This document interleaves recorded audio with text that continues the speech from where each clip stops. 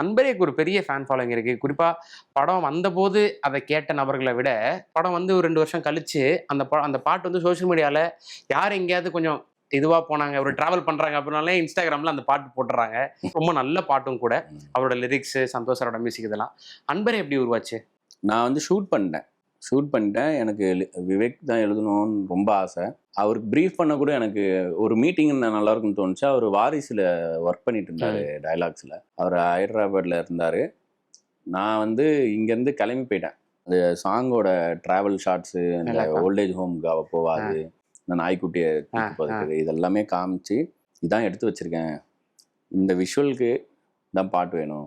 எனக்கு தீம் என்னென்னா, நம்ம ஜென்ரலாக பஸ்ஸில் போகிறோம், இல்லை ட்ரெயின் ட்ராவல், நம்ம பக்கத்து சீட்டில் வேறு ரேண்டமாக ஒரு ஸ்ட்ரேஞ்சர் தான் வந்து உட்காந்துருப்பாங்க. எவ்வளோ நேரம் தான் பொழுது போகாமல் இருக்கும். நீங்கள் வந்து ஒன்று ஆரம்பித்து பேச ஆரம்பித்து கொஞ்சம் அவங்க பேசுறது பிடிச்சி போய், இப்படி ஒருத்தர் நம்ம லைஃப்பில் இருந்தால் நல்லா இருந்திருக்கலாம், ரைட் பர்சன் ஒருத்தர் ராங் டைம்னு தோணும். அந்த ஃபீலிங் ரொம்ப நேரம் கூட இருக்காது. ஏன்னா again it's not going to ஒர்க்குன்னு 2 பேருக்கு தெரியும்.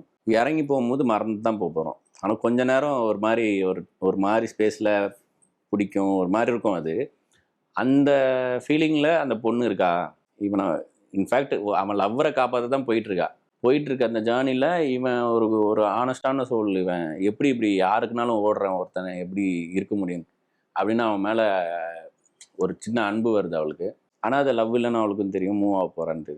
இருந்தாலும் அந்த ஃபீலிங் என்கிட்டேருந்து போகிறதுக்கு முன்னாடி இப்படி ஒன்று இருக்குன்னு உனக்கு சொல்லிடுறேன் அப்படின்னு நான் சொல்லி கட்டிப்பிடிச்சி ஐ லவ் யூ ஸ்ட்ரேஞ்சர், வேறு குட் சோல்னு சொல்லிட்டு இப்படி தான் சிச்சுவேஷன், இந்த மாதிரி ஒரு ஸ்பேஸ்ன்னு சொன்னதும் தான் ஒரு அதுக்கு எழுதின விஷயங்கள்லாம் இருக்கே. பக்கம் இருந்து தூரதேசம்னு எழுதியிருப்பாரு. அப்புறம் ஜன்னல் வழி காற்று வேணைன்னு எழுதியிருப்பாரு.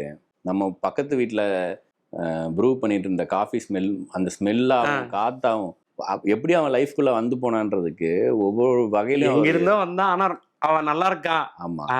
நான் வந்து படிக்கும் போது கூட எனக்கு ரொம்ப லிட்ரேச்சராக ரொம்ப ஈஸியாக எல்லாருக்கும் புரிஞ்சிருமான்னு ஒரு டவுட் இருந்துச்சு. ஏன்னா என் வாய்ஸில் கேட்குறேன்ல, அதே டியூனில் கூட பாடல, அப்படியே படிக்கிறேன், அப்படி இருந்துச்சு. பாட்டாக பாண்டி அது எனக்கு அனுப்புகிறாங்க. நான் அவங்களுக்கு கூட விட்டேன். நேராக அவருக்கு ஃபோன் பண்ணி நான் அழுதுட்டேன். லிட்டரலாக ஃபிலோவோட ஸ்டுடியோ மாடியில் ஃபோன் பண்ணி அழுது, எனக்கு என்ன பண்ணுறதுன்னு தெரில, எனக்கு உங்களுக்கு எப்படி என் அன்பை எப்படி உங்களுக்கு கொடுக்குறதுன்னு தெரிலன்னு நான் அழுகுறேன். லிட்டரலாக அழுகுறேன். ஏன் ப்ரோ அழாதீங்க அழுது அப்புறம் அபி ப்ரோன்னு சொல்லிட்டு வச்சுட்டேன். நீங்கள் பேசவே வேணாம், நான் வச்சுட்டேன். அப்புறம் கூப்பிட்றேன்ட்டு வச்சுட்டேன்.